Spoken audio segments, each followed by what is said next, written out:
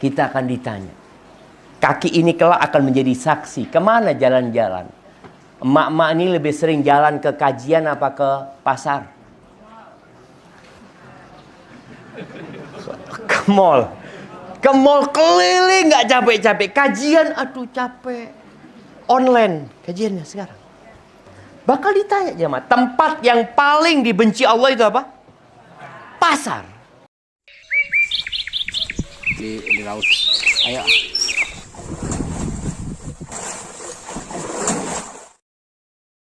Hasilnya disarankan kepada teman-teman 625 ini adalah ikhlas kepada Allah Subhanahu wa taala.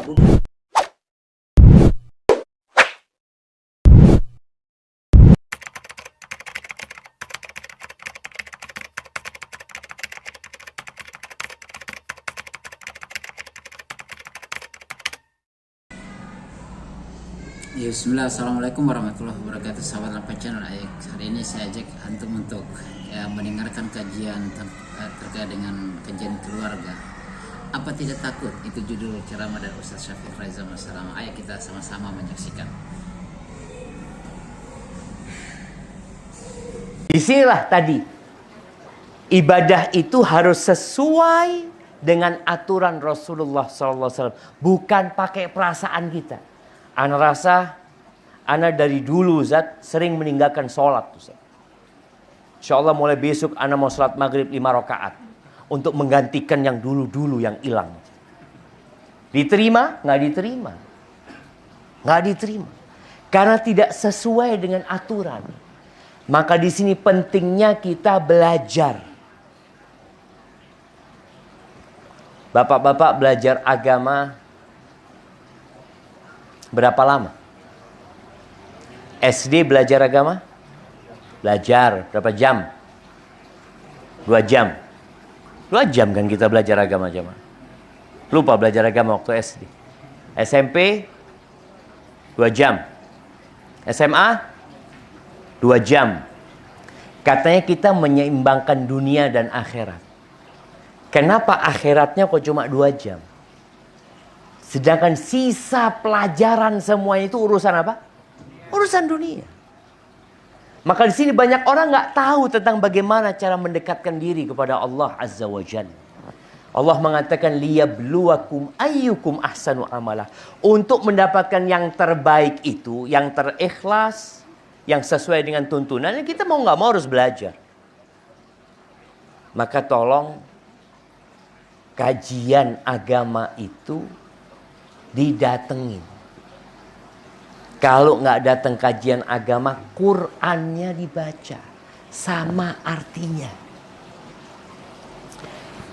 Kalau mau, tapi sebagian kita kan, ya Allah berat Ustaz kata dia. Allah mengatakan walaqad yassarnal Qur'ana lidzikri fahal min muddakir. Kata Allah, kami benar-benar telah memudahkan Al-Quran untuk diingat. Mudah untuk mengingat Quran. Fahal min muddakir. Ada nggak yang mau ngingat? Masalahnya banyak orang mengatakan saya nggak mampu. Bukan nggak mampu, nggak mau. Allah berikan kepada kita kemampuan yang sama. Dari sisi Allah berikan akal kepada kita, sehingga kita jadi bisa faham, kita bisa baca. Nggak bisa baca, dengerin. Makanya tadi di surat Al-Mulk yang dibaca oleh imam kita, penghuni neraka itu ketika mereka diazab, apa yang mereka katakan? Lau kunna nasma'u au na'qil ma kunna fi ashabis sa'ir. Kalau dulu waktu kita hidup di dunia, kita mau dengar nasihat-nasihat, kita mau memikirkan nasihat-nasihat yang disampaikan, kita nggak mungkin jadi penghuni neraka. Kesempatan orang masuk surga dan neraka itu sama. Antum jangan bayangin, oh kalau Ustadz insya Allah masuk surganya lebih cepat gitu. Nggak ada, sama. Sampai Nabi SAW mengatakan, Al-jannatu aqrabu ila syiraki ahadikum. Surga itu lebih dekat daripada tali sandal kalian. Lebih dekat. Surga itu lebih dekat daripada sandal yang kita pakai itu. Kalau kita jepit di jempol sama jari telunjuk yang di kaki ini, surga itu lebih dekat dari itu. wan naru mithlu dzalik. Neraka sama seperti itu. Jadi kesempatan masuk surga dan neraka kita sama. Makanya kalau bicara hidup ini kita perlu berilmu dan kemudian setelah berilmu beramal. Nunggu apa kita beramal? Yang muda nunggu tua. Kadang-kadang insya Allah Ustaz, nanti kalau sudah tua anak akan tobat. Yang sehat nunggu sakit. Makanya antum melihat orang sakit itu rata-rata dekat sama Allah. Masya Allah, kata dia. Alhamdulillah, kata dia. Doakan mudah-mudahan anak bisa istiqomah. Kepingin ngaji, kepingin sholat malam, kepingin sodakoh. Makanya sodakoh dari orang sakit sama orang sehat beda pahalanya. Makanya orang kalau sudah sakit itu yang dipikirkan, ya Allah mungkin aku akan mati. Gitu. Sehingga dia ibadahnya tambah. Apakah kita nunggu itu untuk beramal? Padahal kita tahu yang namanya kematian itu nggak kenal umur. Apakah selalu yang tua itu mati duluan? Jemaah. Apakah yang tua itu mati duluan? Apakah yang sakit-sakitan mati duluan? Nah, kita kadang-kala ngelihat ya, kayaknya bapak mau mati ini sudah. Ternyata anaknya mati duluan. Maka hibati fillah, Rasulullah SAW beliau pernah bersabda mengatakan badiru bil a'mali sab'an. Kalian segera beramal. Jadi ilmu yang dipelajari itu bukan untuk menambah wawasan. Sebagian kita kan belajar, oh insya Allah supaya anak ngerti, supaya anak paham. Ilmu dalam agama. Yang pertama umurnya, yang kedua hartanya. Dapat dari mana dan kemana diinfakkan. Yang ketiga. Mak siap nggak mati? Udah siap mati? Siap jawab pertanyaan nggak? Kalau kita belum siap, ya tetap kita akan mati gitu loh. Nggak ada cerita mati itu kalau siap baru mati, nggak ada. Siap nggak siap orang itu mati. Baik, jawab. Ana izin minum dulu. Antum mikir dulu, ana minum. Bismillah.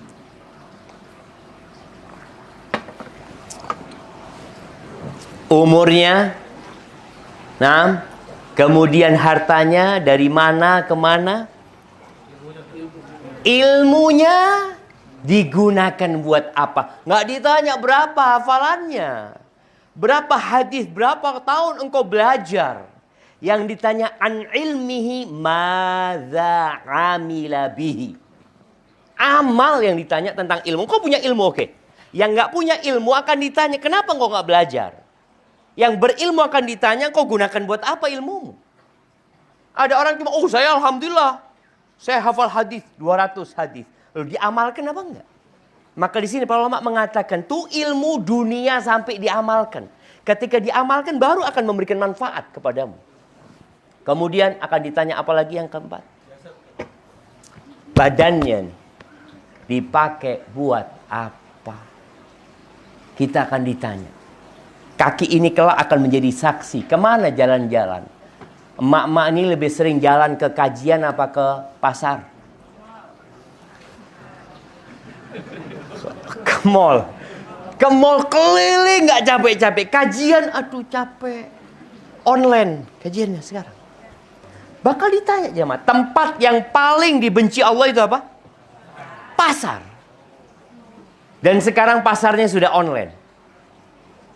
Orang sekarang masuk pasar itu online jemaah. Ya lihat, 1 jam habis ngeliatin barang. Baik. Kalau bicara tadi, kita akan ditanya tentang ilmu yang kita miliki. Dipakai buat apa? Rasulullah SAW mengatakan, badiru bil a'mal sab'an. Kalian segera amalkan sebelum datang 7 perkara. Yang pertama kata Nabi SAW, hal tantadhiruna illa faqran munsiyan. Nah, silakan maju ke depan dulu sama biar yang hadir bisa. Nah, maju lagi, jangan takut, maju ke depan.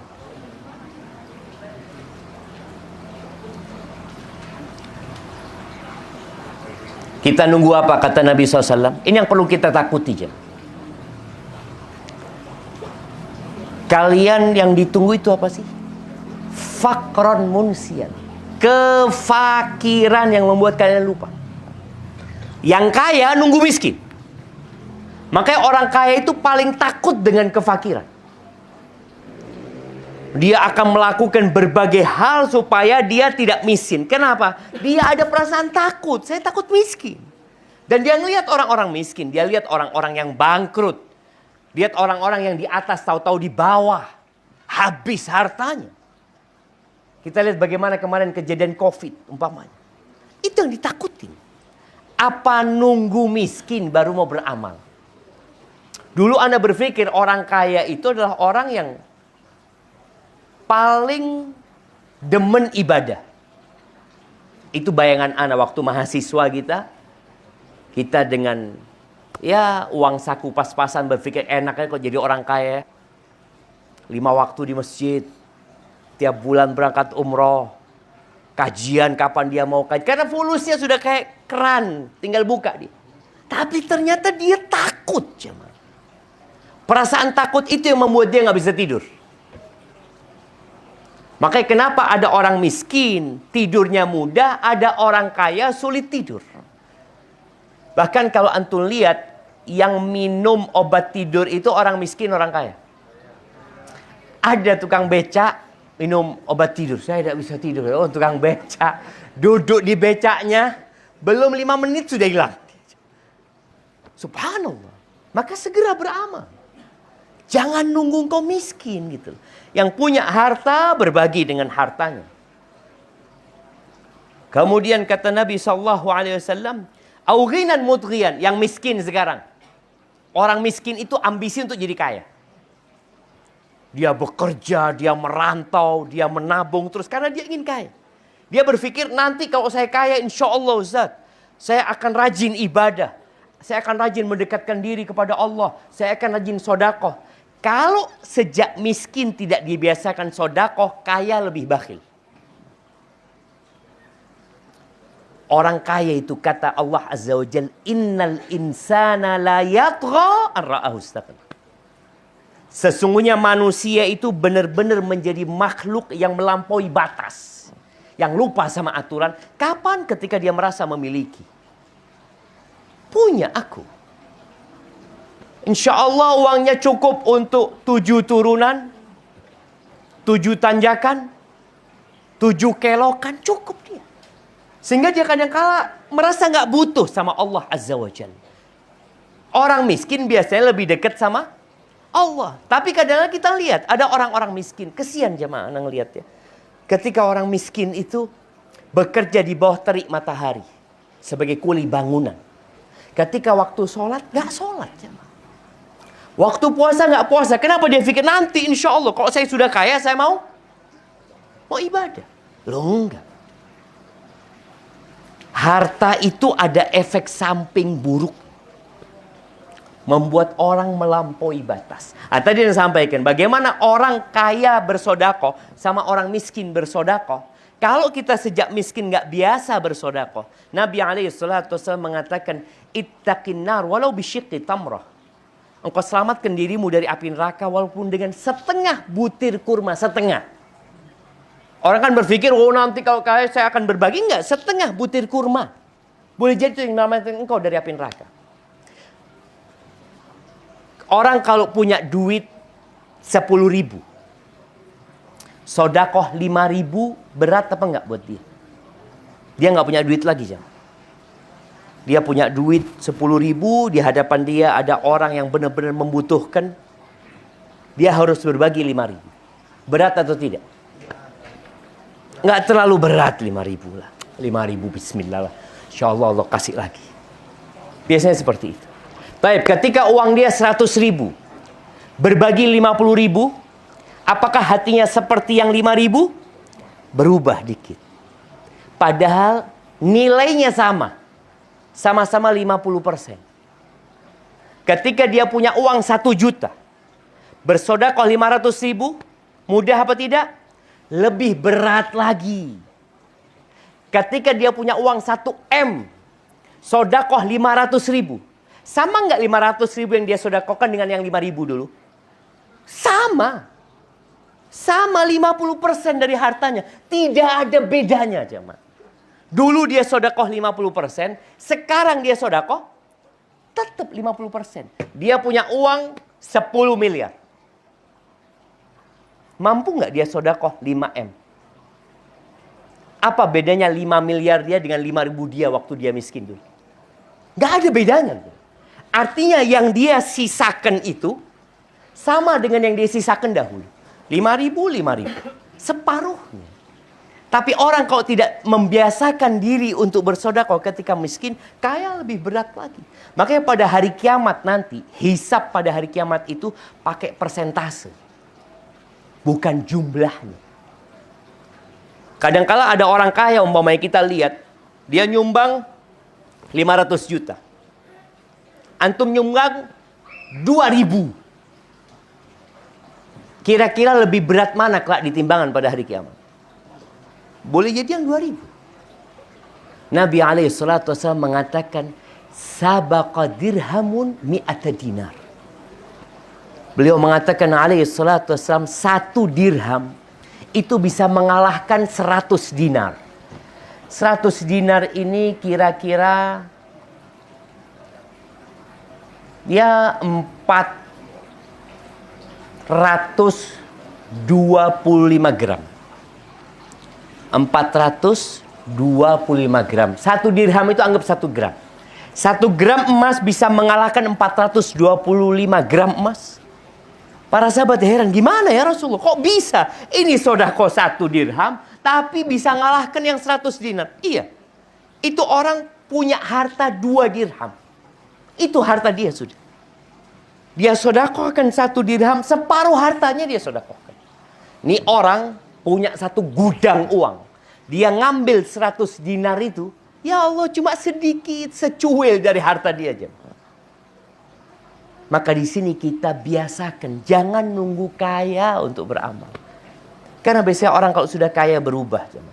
Ya ada istilah OKB. Antum lihat ya. Ada nggak orang kaya lama yang jadi crazy rich? Rata-rata crazy rich itu OKB. Antum gak lihat? Sedangkan orang yang duitnya triliunan nggak pernah jadi crazy rich dia. Crazy rich ini bahasa Indonesianya apa? Orang kaya gila. Hah? Orang gila kaya atau orang kaya gila jemaah?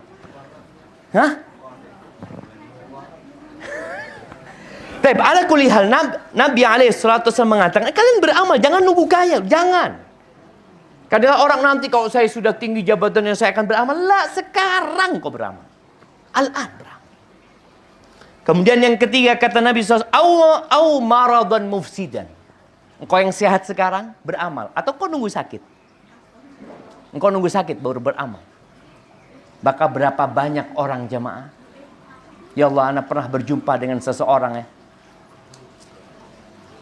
Dia bersyukur kepada Allah karena dia kecelakaan.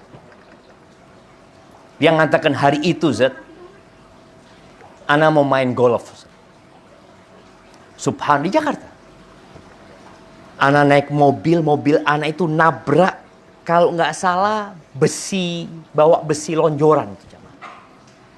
Dia subhanallah selamat tidak mati, tapi separuh tubuhnya bermasalah. Dia ngomong, sejak ana sakit ana bisa ke masjid tuh. Waktu ana sehat, ana nggak pernah ke masjid. Mau nunggu sakit gitu. Dan kita tahu semua orang takut dengan penyakit. Kenapa rumah sakit itu laris? Kenapa obat itu laris? Vitamin semua. Orang jaga makan, takut sakit. Dan kita tahu teman-teman kita yang kena kanker. Kita tahu, kita punya sohib kena kanker. Kita sohib kena stroke. Kita tahu semua, ya Allah. Boleh jadi aku yang kena. Sekarang kita lihat orang-orang itu sakit dan boleh jadi kita. Apa bedanya kita sama dia? Sama-sama manusia yang berpotensi untuk sakit. Maka sekarang beramal, jangan nunggu sakit. Kelebihannya orang itu kalau beramal pada saat sehat, kemudian dia sakit, malaikat tetap nyatet amalan dia ketika sehat. Contoh nih ya, emak-emak yang biasa puasa Senin Kemis.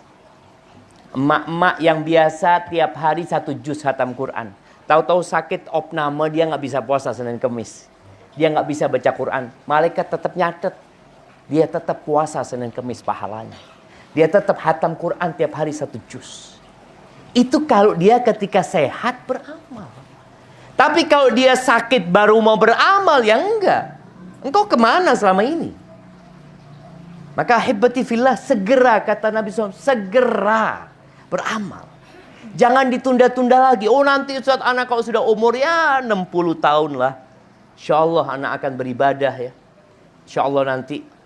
Baik, itu yang ketiga. Yang keempat, au haraman mufannida. Ini yang kata Nabi SAW. Atau kalian nunggu masa tua. Sudah sepuh. Kita lihat ya, banyak orang sepuh itu memang ya bisa dilihat rajin ibadah. Kalau kita lihat takmir masjid itu rata-rata pensiunan. Ya pensiunan ini. Artinya dia sudah nggak produktif lagi seperti dulu. Dia berkhidmat ke masjid. Nunggu engkau tua baru engkau akan beribadah. Nunggu ketika sudah nggak mampu puasa, engkau kepingin puasa sunnah.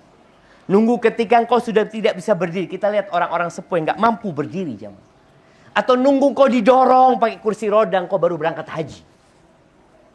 Anda lihat banyak orang haji Indonesia, termasuk Indonesia ini, jamaah hajinya itu lebih banyak yang tua, yang resiko tinggi. Pertanyaannya, ketika mereka muda kemana? Ingat, kewajiban haji ini bukan untuk yang tua, tapi untuk yang mampu.